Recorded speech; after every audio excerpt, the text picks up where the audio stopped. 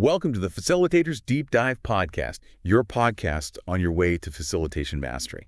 You ready to get into something kind of fascinating? Yeah.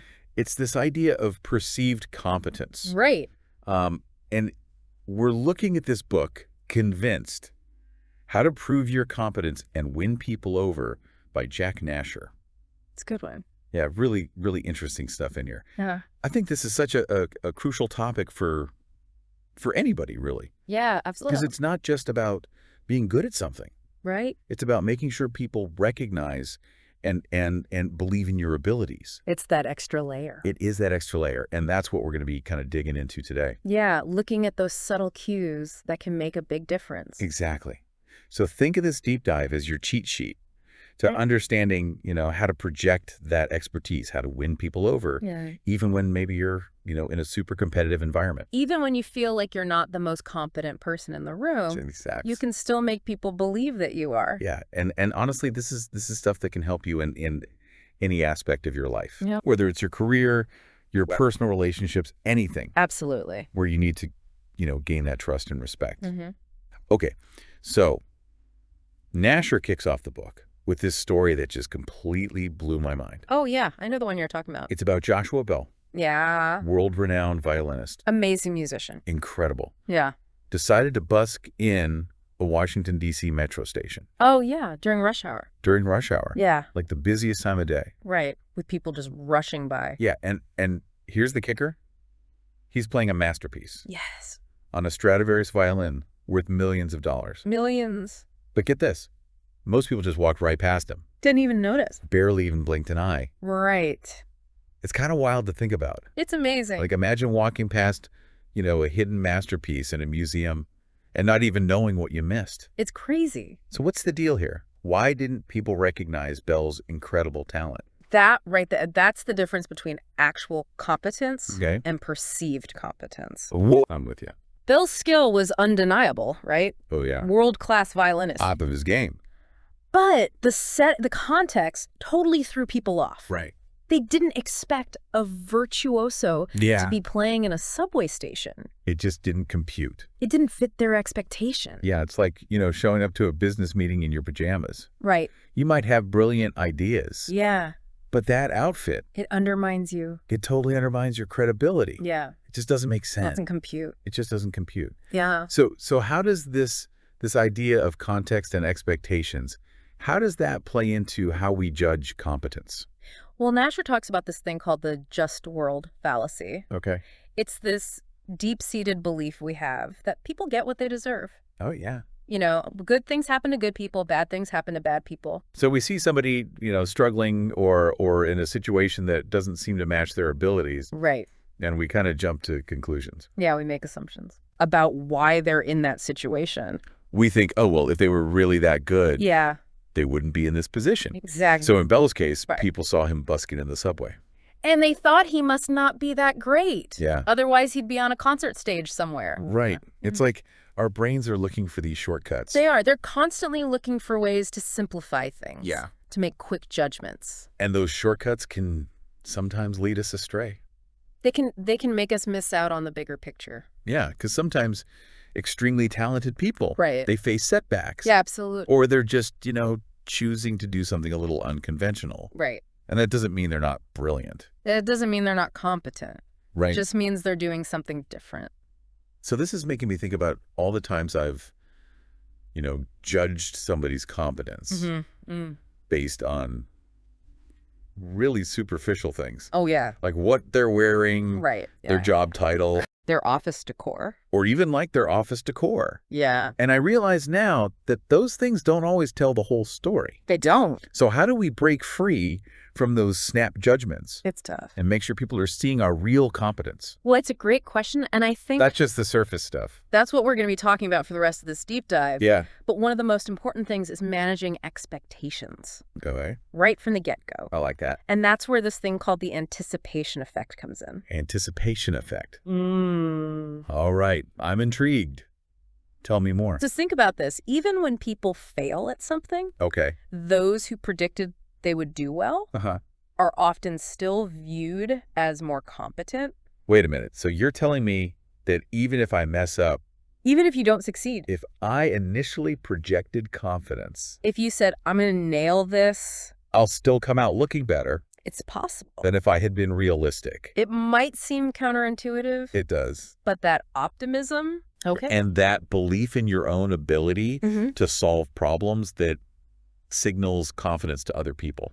So does this mean we should all just go around bragging about how amazing we are? Not necessarily bragging. Okay. But it's about confidently stating your ability to deliver. Okay. Even acknowledging potential challenges to show you're not afraid of them. So it's about owning your expertise. Exactly. Highlighting your strengths. Showing that you're proactive. Yeah, and basically priming ourselves and others to expect success. Yeah, you're setting the stage for a more confident performance. All right, I like this idea of priming. Yeah. Because it's like, when I put on a favorite outfit, right, I instantly stand a little taller. Right. I walk with a little more purpose. You feel good. It's like my clothes are priming me for a good day. That's a great analogy. So we can do the same thing mentally.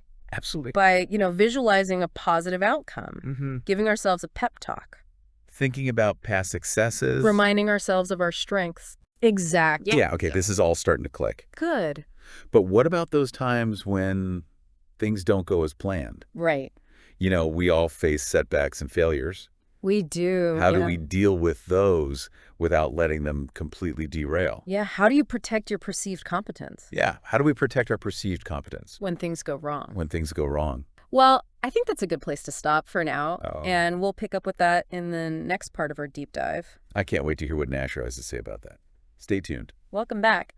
So we were talking about, what to do when things go wrong. Yeah, how to protect that perceived competence when we hit those inevitable bumps in the road. Well, Nasher actually has a whole section on this. It's all about how to deliver good news and bad news. That's so interesting because I feel like that's something we don't really get taught. Right. But it's so important in any kind of leadership or just professional setting. It really is, and it ties back to that idea of managing perceptions. It's not just about what you're saying, but how you're saying it. Totally. So let's start with the good news. Okay. How do we maximize those wins? Okay, so with good news, the key is to maximize your presence. Okay. You want to be the face of success. Be front and center. Make sure people associate you with those positive outcomes. Okay. Deliver the good news in person, be visible, and don't be shy about celebrating the win. So it's not just about, doing a good job. It's about making sure people see you. And connect the dots. Connect the dots. That you were the one who made it happen. Yeah, that makes sense. So with good news, we step into the spotlight. Step into the spotlight. Okay. But what about the flip side? Right. Nobody wants to be the bearer of bad news. Right. So how do we navigate those situations without, completely tanking our perceived competence? That's where it gets a little more strategic. Okay. The name of the game with bad news is to minimize your association with it. So kind of fly under the radar. A little bit, yeah. Be less conspicuous. Deliver the news in a neutral and concise way, and then move on. So it's almost like ripping off a Band-Aid. Exactly. Just quick and clean, no lingering on the pain. Exactly. Interesting. Okay, so good news spotlight, bad news low-key. Yeah. But what if you can't avoid being associated with a failure? Right. What if you were the one who messed up? Yeah. How do we minimize the damage then? Okay, so in those cases, Nasher recommends owning up to your mistakes quickly and clearly. Okay. Don't dwell on them, but don't try to hide them either. Just acknowledge, learn, and move on. Exactly. And this is really important for maintaining trust and credibility. So even when we mess up, right, is how we handle it. That makes all the difference. That determines how people see us. And whether they still see us as competent. All right, so we've talked about good news, bad news. What about when we have to deliver a mix of both? Ah, good question. Like a project that had some successes, but also some setbacks. Right. Well, in those cases, Nasher says you should always lead with the positive. Start with the good stuff. So it's about framing the conversation. Exactly. Starting on a high note. You want to create that positive frame right from the beginning. Okay. Yeah. That makes sense because first impressions are so powerful. They really are. And we want to set that positive tone right off the bat. Exactly. Wow, this is fascinating. I'm already starting to see all these subtle ways we can shape how others perceive our competence. Yeah, it's about understanding how our words and actions influence those perceptions. And it's not about being manipulative. Right. It's about being intentional. It's about presenting yourself in the best possible light. And making sure people understand and appreciate your abilities. Exactly. I love it. Okay, so we've covered a lot of ground here already. We have. But I'm curious to hear more about Nasher's insights. Well, there's so much more in the book. Okay. But one thing I really wanted to touch on is this idea of the competence formula. The competence formula. Okay, I'm intrigued. It's based on the work of these psychologists, John Darley and George Goethals. And it basically suggests that perceived competence is a function of the difficulty of a task, the challenges involved, and the effort you appear to exert. So it's almost like a mathematical equation. Yeah, it kind of is. Okay, break it down for me. So the formula suggests that competence equals difficulty plus unfavorable circumstances divided by effort. So the harder the task and the less effort I seem to put in, the more competent I'll appear. Exactly. It's all about creating that impression that success comes naturally to you. So it's like watching an Olympic gymnast nail a ridiculously difficult routine. They make it look so effortless. They make it look so easy. But you know how much work went into it. Exactly. But they're not dwelling on that effort. They're just like, boom. They're letting their results speak for themselves. Yeah, and that's what makes them seem so incredibly competent. Exactly. So how do we do that? How do we make it look effortless? When we're, secretly sweating bullets behind the scenes. Yeah. Well, Nasher actually talks about this great Italian word, sprezzatura. Sprezzatura. I love that. It refers to the art of making everything look effortless. Okay. Like you were born for this. I like it. So it's not about downplaying your hard work or pretending things were easy when they weren't. Right.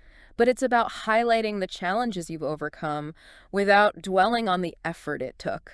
So it's kind of like walking off stage after an incredible performance. Yes. Barely breaking a sweat. Exactly. And saying, oh, that was nothing. Yeah, you're letting your achievements speak for themselves. And subtly reinforcing this idea that you're operating at a level above the average person. You're just naturally brilliant. Yes. It comes easy to you. Okay, this is blowing my mind. Good. But I want to shift gears a little bit. Okay. And talk about communication. All right. Because it's not just about what we say. Right. It's about how we say it. It's about our verbal and nonverbal communication. Yeah. So let's start with the voice. What are the hallmarks of somebody who just sounds like an expert? Well, first and foremost, clarity is key.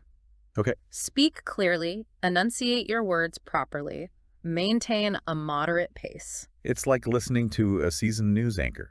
Right. They command attention with their clear and measured delivery. Exactly. And here's a tip that might surprise you. Okay. A lower-pitched voice is generally perceived as more authoritative and competent.